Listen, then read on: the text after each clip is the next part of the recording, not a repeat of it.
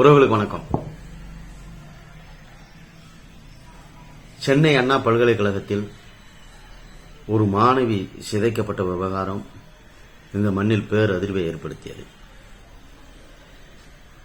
சென்னை அண்ணா பல்கலைக்கழகம் என்பது ஒரு தொன்மையான பழமையான பல்கலைக்கழகங்களில் அதுவும் ஒன்று.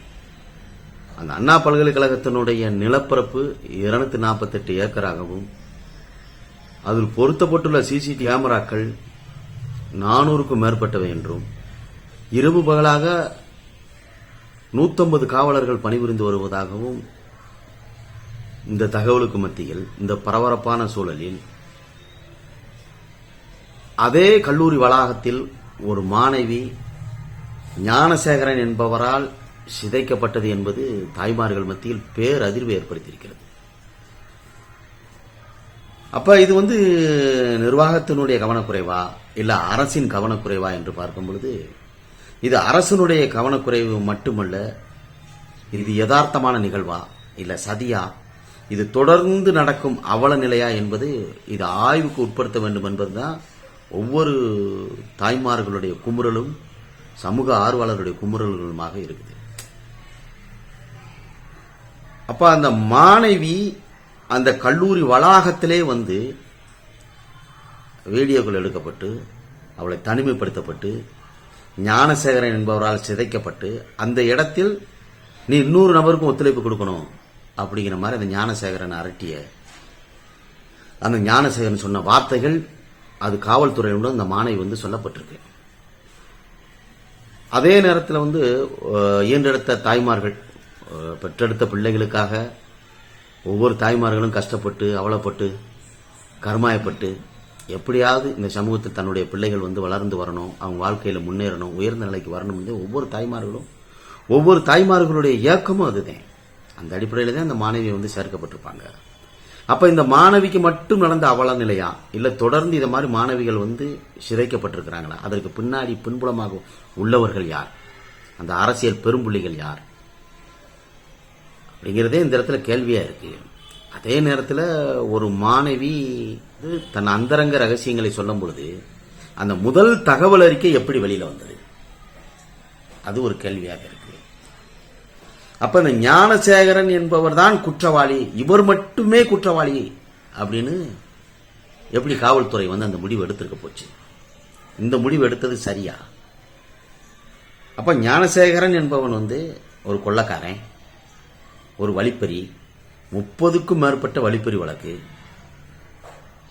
காஞ்சிபுரம் மாவட்டத்தில் எல்லா இடங்களிலும் வழிப்பறி செய்யப்பட்ட ஒரு வழக்குகள் நிலுவையில் இருக்கு. உத்திரமேரூர் பகுதியில் 3 ஏக்கருக்கு மேலாக அவருக்கு ஒரு சொகுசு பங்களா இருப்பதாக சொல்லப்படுது. 3 மனைவியில ஒரு மனைவி அண்ணா பல்கலைக்கழகத்தில் தற்காலிகமாக வேலை செய்து வராங்க. அதன் அடிப்படையில் தான் இந்த ஞானசேகரன் உள்ள போக இவர் எவ்வளவு நாட்களாக உள்ள போய் வெளியில சில இடங்களில் மாணவிகளை அப்புறப்படுத்தி வீடியோக்கள் எடுத்து அவங்கள என்னென்ன விதத்தில் அவர் சித்திரவதை செய்தாருங்கிறத பார்க்கணும். சுகாதாரத்துறை அமைச்சர் மா சுப்பிரமணியம் அவர்கள் இந்த கற்பழிக்கப்பட்ட அந்த குற்றவாளியாக சொல்லப்பட்ட அந்த ஞானசேகரனுடைய கடையில் போய் பிரியாணி சாப்பிட்டிருக்காரு. திராவிட முன்னேற்ற கழகத்தினுடைய அங்கங்களாக செயல்படக்கூடிய பொறுப்பாளர்கள்ட்ட அவர் நெருக்கமா இருந்திருக்கிறாரு. அப்ப இவருடைய சதி செயல் என்ன? இவர் எந்த நோக்கத்திற்காக அந்த பிள்ளை ஓரம் கட்டப்பட்டுச்சுங்கிறதெல்லாம் எல்லாமே பார்க்கணும்ல. அப்ப இது போன்ற அவல நிலை நடக்கக்கூடாது அப்படிங்கிறதுக்காக வீதியில அரசியல் தலைவர்கள் சமூக ஆர்வலர்கள்லாம் போராட்டம் பண்ணும் பொழுது அதை தடுத்து நிறுத்துறது, வழக்குகளை போடுறது, சிறைப்படுத்துவது எவ்வளவு ஒரு கீழ்த்தரமான செயல். நாம் தமிழர் கட்சியினுடைய தலைமை ஒருங்கிணைப்பாளர் அண்ணன் சீமான் அவர்கள் இது போன்ற மாணவிகளுக்கு எதிர்வரும் காலங்களில் மனித குலத்திற்கு எதிரான இந்த நடவடிக்கை தடுத்து நிறுத்தப்பட வேண்டும் என்பதற்காக அவர் போராடுறாரு. அவரை சிறைப்படுத்துறீங்க. பாட்டாளி மக்கள் கட்சியினுடைய மாநில மகளிரணி தலைவி சௌமியா அன்புமணி ராமதாஸ் அவர்கள் போராடுறாங்க, அவங்களும் சிறைப்படுத்துறீங்க. தமிழக வெற்றி கழகத்தினுடைய தலைவர் விஜய் அவர்கள் துண்டறிக்கை விடுறாரு, அந்த துண்டறிக்கையை தடுத்து நிறுத்தப்படுது, அவங்கள சிறைப்படுத்துறீங்க. எமர்ஜென்சி காலங்களில் கூட ஐயா கருணாநிதி அவர்கள் துண்டறிக்கை விநியோகம் பண்ணலாம் என்று அவருடைய வரலாற்று பதிவுகள் இருக்கும் பொழுது அவருடைய புதல்வன் ஐயா ஸ்டாலின் அவர்கள் இதை தடுத்து நிறுத்துவதற்கான காரணம் என்ன? அப்ப இதற்கு பின்புலங்களில் யார் இருக்கிறார்கள் என்பதை ஆளும் அரசுதான் மக்களுக்கு சொல்லணும். இதற்கு பின்புலத்தில் யார் இருக்கிறார்? இந்த சதிக்கு காரணம் யார்? அந்த சதிகாரன் யார்? அந்த குலகாரன் யார்?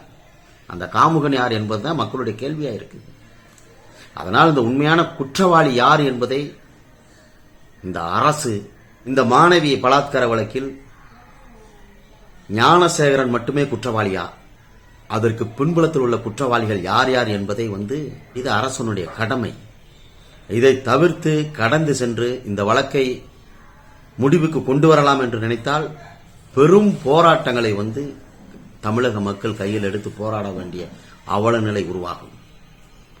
அதனால் அண்ணா பல்கலைக்கழகத்தினுடைய மாணவி பலாத்கார விடயங்களில் அரசுக்கு எதிராக போராடும் இந்த மக்களை சிறைப்படுத்துவது என்பது வன்மையாக கண்டிக்கத்தக்கது.